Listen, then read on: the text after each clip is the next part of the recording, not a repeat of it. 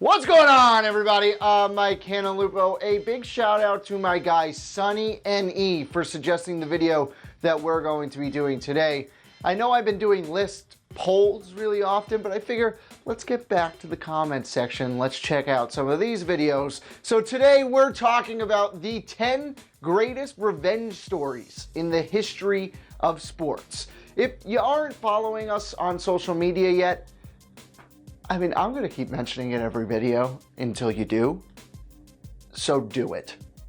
Number 10, the Pittsburgh Penguins on Marian Hossa. The Pens traded for Hossa in 2008, thinking that would load them up enough with Sidney Crosby and Malkin to create a team good enough to win the Stanley Cup. And they made it to the Stanley Cup, but they lost to the Detroit Red Wings. And Hossa was only on a deal that sent him to the Pens for the rest of the year. So the Pens offered him a long-term contract.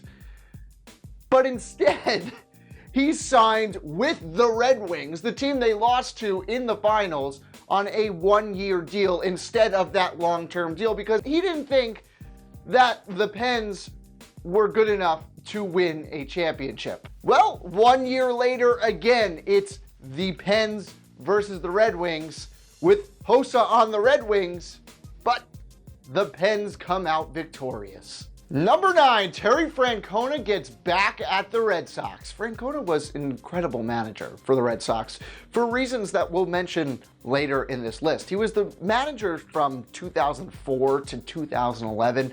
He won them the 2004 World Series and the 2007 World Series. His record was an extremely impressive 744 and 552, but after a terrible end to the 2011 season, forget about the fact that he's won them 2 World Series and he is a remarkable manager, the Red Sox fired him.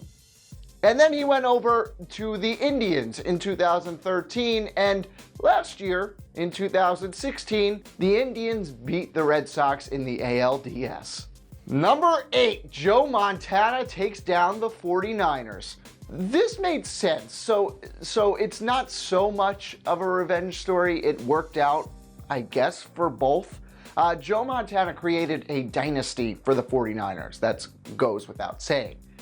But he was getting old, and they traded him to the Kansas City Chiefs because they had this guy named Steve Young, who I guess did pretty well for them.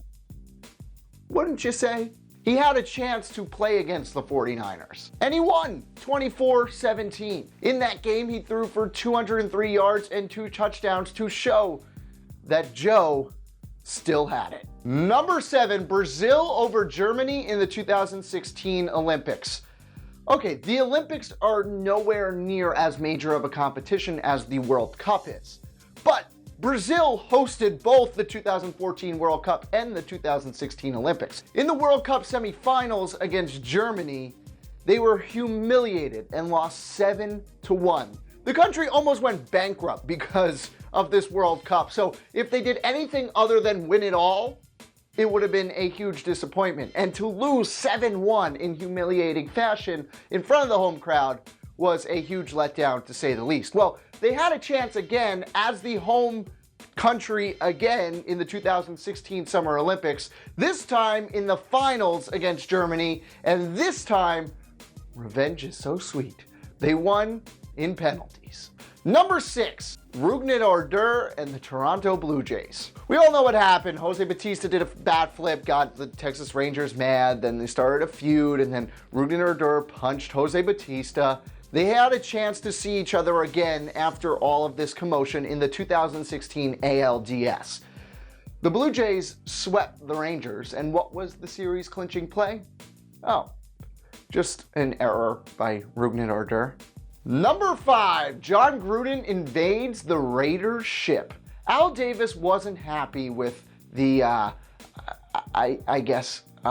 conservative offense that Jon Gruden had. He was always more of a defensive-minded guy, let alone the fact that they were a tuck rule away from getting to the Super Bowl with Jon Gruden. But anyway, Al Davis traded Jon Gruden to the Buccaneers. And then soon after that, in Super Bowl 37, Gruden's Buccaneers faced off against the Raiders, and beat them handedly. Number 4, Peyton Manning finally wins against the Patriots.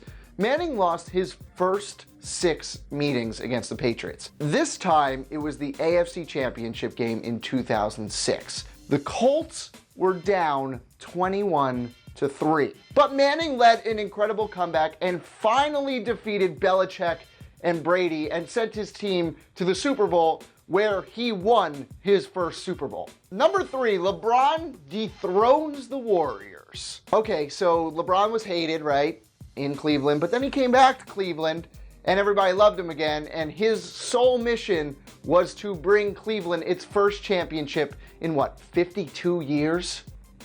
So in 2015, when he came back, he made it to the NBA Finals, but they got pretty much destroyed by the Warriors. So the next year, the Warriors come back even stronger, winning 73 games of the 82 games they play in the regular season. It didn't seem like the Cavaliers had much of a chance. They were down 3-1. And then the Warriors blew a 3-1 lead. Yay! Got it in there. Number 2, Tom Brady on Roger Goodell. All I really have to say is Deflategate.